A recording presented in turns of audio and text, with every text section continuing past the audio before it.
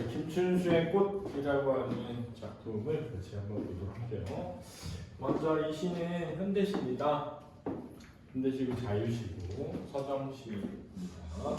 서정시라는 건 어떤 상황에 대한 생각이나 감정을 노래했다 이렇게 하면 될 것 같고 성격에 보면 주지적이라는 말이 나오는데 주지적이라는 게 뭐지?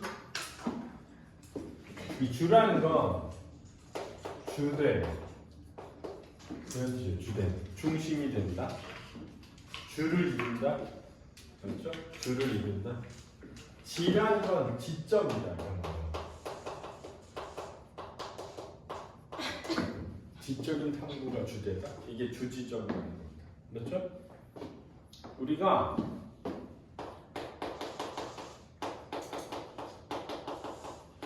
인간이 지닌 본성은 둘로 이루어져 있다고 믿는 사람들이 있어. 그래서 그렇게 말하는 사람 믿는 거야. 하나가 이성이고 하나는 감성이다 이렇게 얘기한단 말이야. 인간의 본질적 성품에는 이성과 감성이다 이렇게 여긴단 말이야. 근데 이성을 중심으로 하는 걸 주지적인 시라 그러고 감성을 중심으로 하는 걸 주정적인 시라 그러거든. 그래서 이성을 주되게 다루는 걸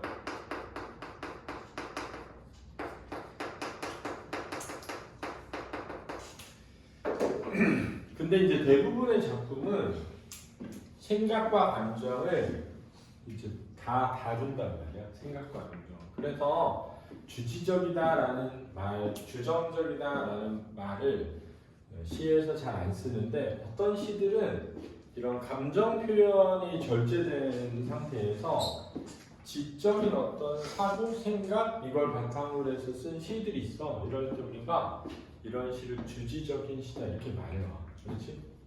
또 그 다음에 상징적이라는 말은 뭐라고 했지? 상징적?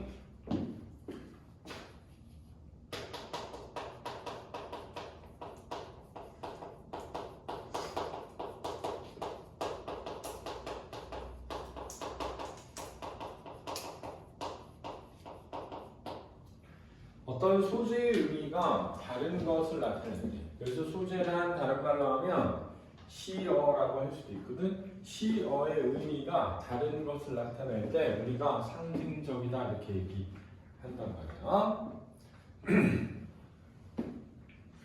그러니까 예를 들면 꽃이라고 하는 것은 식물에서 한 부분이잖아. 그지? 잎도 있고 줄기도 있고 뿌리도 있고 꽃도 있으니까 식물을 이루는 구성하는 요소 중에 하나가 꽃인데 여기서 꽃은 그런 식물의 어떤 구성 요소를 이루는 부분으로 쓰이는 것이 아니라 본질을 구현한 어떤 존재, 의미 있는 존재를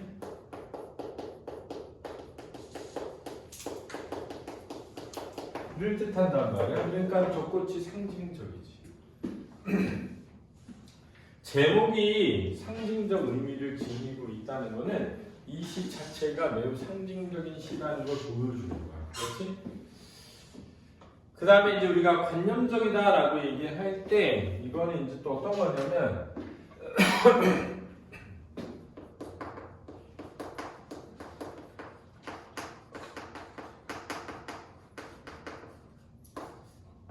감각적이다라고 할 때는 감각기관을 통해서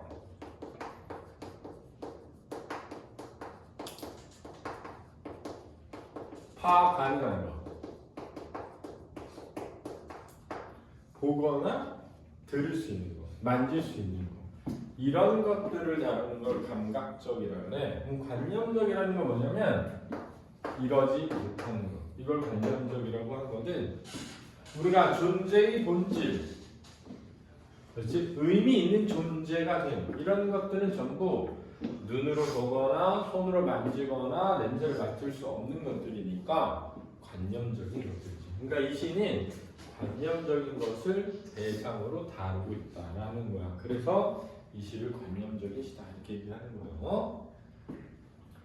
이 시는 존재의 본질 구현에 대한 소망이라는 주제를 담고 있다. 존재의 본질. 이런 거 되게 관념적인 거지. 알았지? 근데 존재의 본질을 그렇지? 이름 이렇게 말하고 있단 말이야. 그러니까 이름을 부르는 거 이렇게 말하고 있단 말이야. 그러니까 상징적이 되는 거죠. 간절한 어조를 통해 소망을 표현한다는 건데 사실은 우리가 어조란 말에서 느껴지는 분위기야.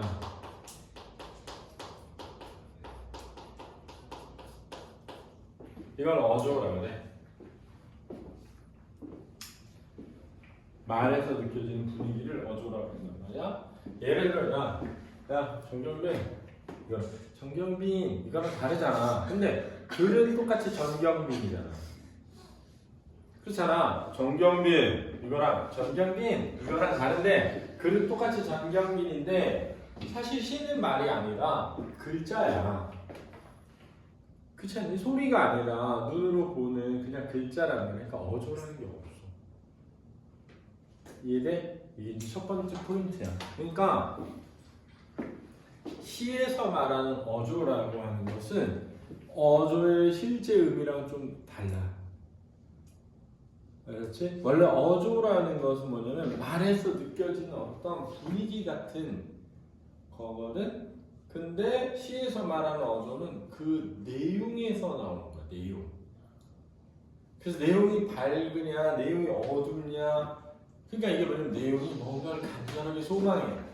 그럼 간절한 어조. 이렇게 얘기하는 거야. 그게 되게 웃긴 거지. 그래서 간절한 어조를 통해 소망을 표현했다는데 사실은 간절하게 소망을 표현해서 그냥 간절한 어조인 거야. 그 내용 자체가 난 뭐뭐 하고 싶어, 뭐뭐 하고 싶어, 뭐뭐 하고 싶어. 그러니까 뭐뭐 하고 싶다가 반복되면 강조되잖아. 뭐뭐 하고 싶다는 게 원래 소망이잖아. 근데 그게 반복되잖아. 그러니까 간절하게 소망하고 있는 거잖아. 그걸 간절한 어조 이렇게 말하는 거야. 그래서 과거에는 이제 여성적 어조로 보면 원래는 화자가 여성으로 느껴져야 돼. 그 다음에 종교의 표현에 뭐뭐여요, 뭐뭐예요 이런 해유체가 쓰이면 여성적 어조라 했거든. 뭐 여자라고 해유체 써야 되는 거 아니잖아. 그지? 그러니까 요즘엔 여성적 어조, 남성적 어조는 잘 안 씁니다. 그러니까 단정적 어조다. 그러면 반드시 뭐뭐 하겠다. 이게 단정적이잖아. 그러니까 말에서 느껴지는 게 아니라 그 표현되어 있는 단어에서 느껴지는 거거든. 그래서 내용과 단어를 보고 판단하는 거야. 어조라는 게. 이해됐지? 그러니까 예를 들면 연민의 어조가 나타난다. 연민의 태도가 나타나는 거야. 애상적 어조가 드러난다. 내용이 슬퍼. 그래서 애상적 어조라고 하는 거지. 이해됐지? 그 다음에 존재 의미를 심층적으로 심화 확대하고 있다. 이렇게 돼 있거든. 심화한다는 건 뭐냐면 깊이 있게 드러내다. 이런 뜻이야. 깊이 있게 드러내다. 그러니까 존재의 의미가 무엇인지에 대해서 좀 깊이 생각하고 이 시를 썼다고 느껴지는 거. 확대된다는 거는 일반적으로는 대상의 범위가 늘어날 때 확대라는 말을 많이 쓰거든. 대상의 범위가 늘어날 때. 좀 이따 시를 보면서 확인해보고. 사물에 대한 인식론과 존재론을 바탕으로 한다. 인식론이라는 거하고 존재론이라는 게 뭔지 좀 어렵잖아. 그지? 존재론이라는 건 뭐냐면 존재의 본질은 무엇인가 이런 거야. 인식론이라는 건 뭐냐면 우리가 대상을 어떻게 인식할 것인가 이거거든. 그러니까 좀 쉽게 말하면 이런 거 같아. 예를 들면 내가 어떤 대상을 인식하기 전에 그 대상이 존재한다고 할 수 있는가 이거야. 물론 객관적으로 존재할 수는 있거든. 근데 내가 그 대상을 인식하기 전에 그 대상이 내 인식이 없는데 존재한다는 걸 우리가 알 수 있는가 이거지. 이해되지?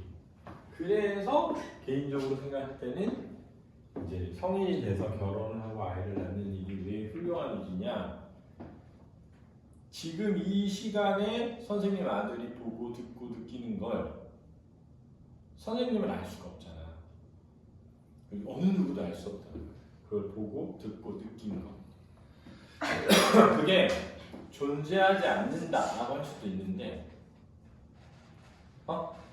존재한다라고 느끼면 그 선생님이 결혼해서 아이를 낳는 순간 하나의 세계가 창조된 거지.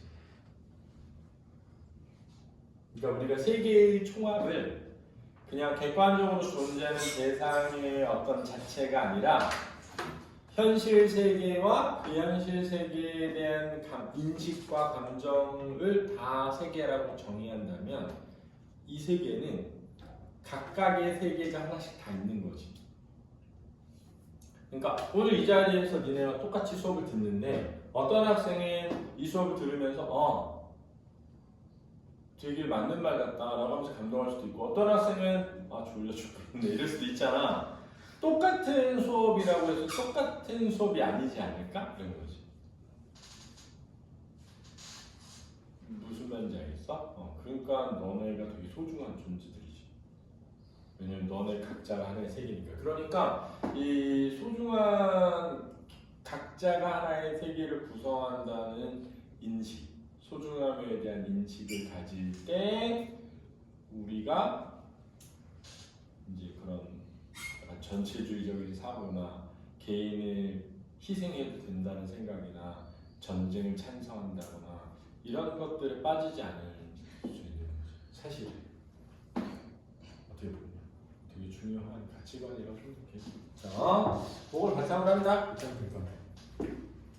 내가 그랬거든. 화자가 드러나 있고 그의 이름을 불러주기 전에는 그랬거든. 불러주기 전에는 이거를 이름을 부르는 행위를 인식의 행위로 이 시를 해석을 한단 말이야. 그러니까 대상을 인식하기 이전을 의미하는 거지.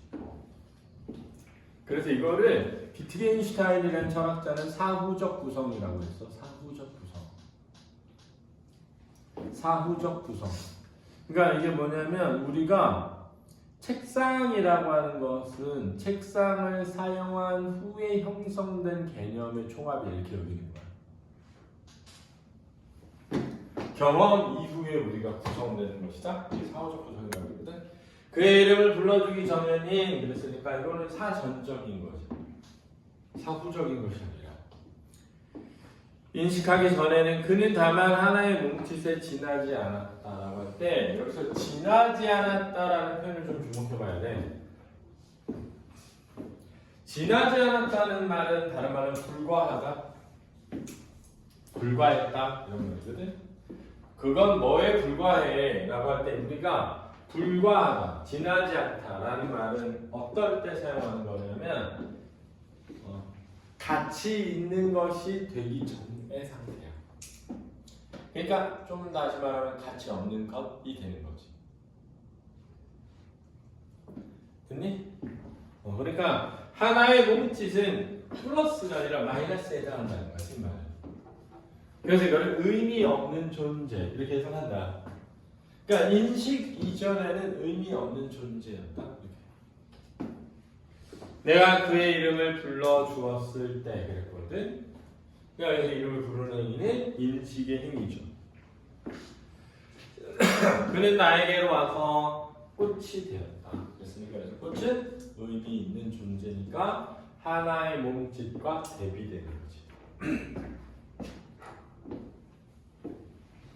그러니까 이름을 부르기 전과 이름을 부른 뒤가 대비되고 하나의 몸짓과 꽃이 대비되는 거지. 됐니? 내가 그의 이름을 불러준 것처럼 지기법을 쓰고 나의 이 빛깔과 향기에 알맞은. 그런데 여기서 빛깔과 향기는 나의 본질이라고 할 수 있겠지. 그렇지? 내가 지닌 본질, 개성, 본질적 가치. 누가 나의 이름을 불러 나오. 뭐 불러 나오. 소망이죠, 소망. 하우체고.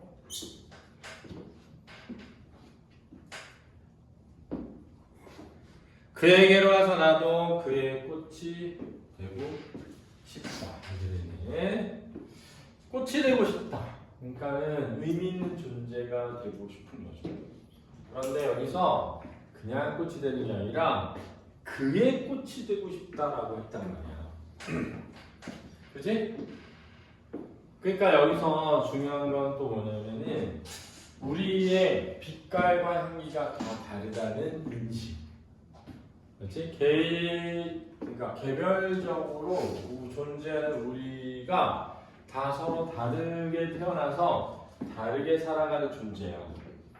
그러니까 우리는 그냥 모두에게 똑같이 인식되는 것이 아니라 각자의 개인마다 다르게 인식되는 존재인 거지. 그러니까 모두의 꽃이 아니라 그의 꽃이 되는 거지. 그렇지? 그의 꽃. 우리들은 모두 무엇이 되고 싶다. 그랬으니까 우리들은 모두 하는 순간 범위가 뭐 되는 거야? 확장되는 거지. 그래서 존재 의미가 확대되고 있다라고 할 수 있는 거지. 그러면 시가 점층적으로 전개되고 있다라고 할 수 있는 거야. 그러니까 그 의미 있는 존재가 되는 그리고 그 다음은 나, 그리고 우리 모두 이렇게 무엇이 되고 싶다. 여기서 중요한 건 되고 싶다에 걸려있다는 거야. 무엇이. 그러니까 여기서 무엇은 꽃과 같은 의미가 돼야 되는 거지. 의미 있는 존재가 돼야 되는 거지. 너는 나에게, 나는 너에게 잊혀지지 않는 하나의 눈짓이 되고 싶다라고 했는데, 여기서 눈짓은 저 위에 몸짓과 대비되는 거지. 그리고 상호 의미 있는 존재가 되는 거죠.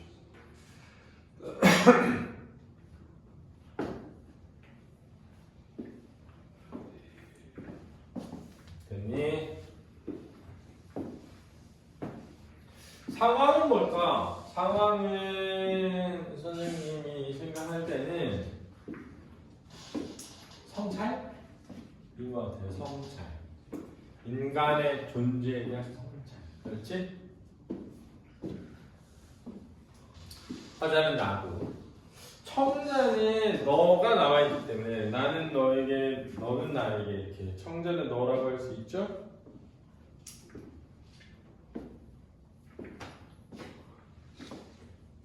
주제는 존재의 본질에 걸맞는, 그렇지? 그런 인식을 하거나 인식의 대상이 되고 싶은 마음이죠. 이해됐니? 여기 이제 김춘수의 꽃이고요. 개인적으로는 요 꽃하고 같이 나올 만한 시는 그 뒤에 있는 라디오와 같이랑 그 다음에 신동집의 오렌지라는 시가 있어요. 그것도 제가 올려드릴 테니까 한번 보세요. 알았죠? 네, 수고하셨습니다.